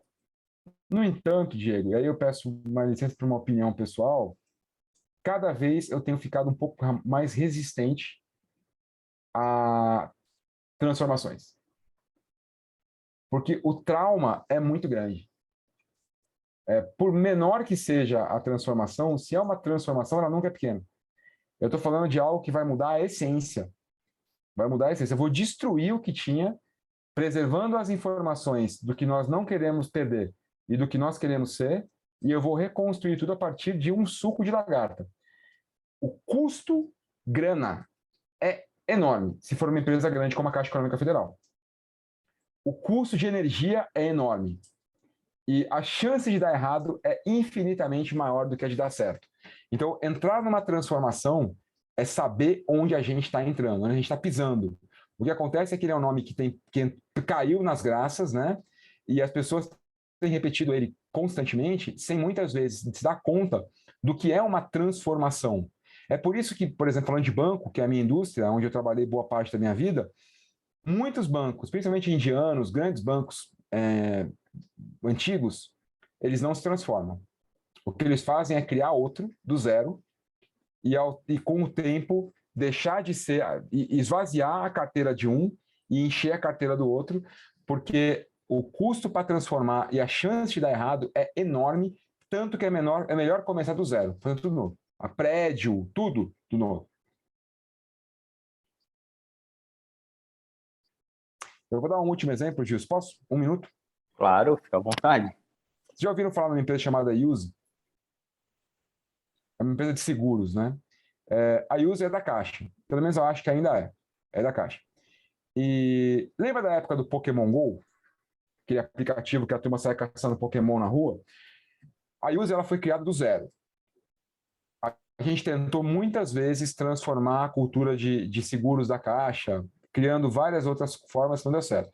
A Use foi criada do zero, inclusive o presidente da Use foi pego do mercado, foi contratado no mercado, tudo do zero.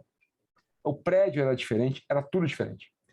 E o que aconteceu foi o seguinte, na época do Pokémon GO, começou a surgir uma piada de que a turma estava se acidentando enquanto caçava Pokémon, que a pessoa saía na rua, batia com a cabeça na placa, pisava no buraco, caía no bueiro, o carro pegava, porque ficava olhando o telefone celular e não olhava para os lados. E isso que eu estou contando não é uma lenda, tá? Isso é uma história real mesmo, porque eu confirmei com a própria empresa. Em algum momento, aí eu não sei se era um happy hour, isso já não sei como foi, estava numa mesa lá o pessoal da criação de produto da Use, e fizeram uma piada. Falou, pô, a gente precisa criar um seguro para esse público, hein? Porque é um público que vai se lascar, a gente tem que segurar esse público aí. Vamos assegurar esse público, vamos criar um seguro para eles, para mestre de Pokémon? E aí deram risada e tal, e um comprou a ideia. Falou, bora criar? Tá ficando louco? Isso é brincadeira, não, vamos criar. Em 4 horas, depois dessa conversa, dizem que eles estavam tomando café da tarde, até o fim do dia, o seguro estava sendo vendido no site da Use. A pergunta é, venderam ou não? Essa pergunta não interessa. Não venderam nada. Mas o objetivo não era vender. O que eles quiseram mostrar para a Caixa era que, do momento que eles tinham uma ideia louca, não é uma ideia incremental, é uma ideia maluca. Do momento que eles tinham uma ideia maluca, até o momento que aquela ideia maluca se tornava um produto, eles gastavam 4 horas. A gente foi fazer dentro da Caixa o cálculo, conta de padaria. Quanto tempo a gente conseguiria para poder colocar esse mesmo produto no ar? Resultado, não conseguiria, porque a área de compliance da Caixa ia barrar logo no começo. Primeiros 2 e-mails que a gente mandasse iam barrar o produto. Aí a gente foi para a segunda possibilidade. Imagina que a gente fosse conseguir fazer. Que o presidente assinasse. É para fazer. Vai fazer. Seguindo os trâmites normais, quanto tempo levaria? Entre 8 e 10 meses. É disso que a gente está falando. Transformar essa organização é muito difícil. Talvez temos que pensar se vale a pena falar de transformação ou de mudança incremental. Bom, eu vou sair, eu queria ficar até 5 da manhã aqui falando com você, mas tem uma live que começa em 3 minutos e eu vou ter que correr. Queria muito agradecer de novo. Gilson, PMI, obrigado pela oportunidade, pelo carinho, que a gente possa estar juntos mais vezes. Gino, nossa gratidão aí pelo teu tempo. Desculpa aí, a gente passou um pouco do horário, mas é muito enriquecedor, e quando o assunto ele motiva e ele instiga a nossa mente, o nosso conhecimento, o negócio vai e não tem fim, né? Poxa, super obrigado. Obrigado a todos e a todas. Ju, muito obrigado por tudo. Sucesso na gestão aí. Pessoal, muito obrigado. Santa Catarina, vida longa a vocês, que a gente logo se encontre. Um abração. Valeu. Valeu, pessoal. Valeu, pessoal. Abraço. Boa noite a todos e uma excelente semana. Boa noite, gente. Boa semana, boa noite. Obrigada.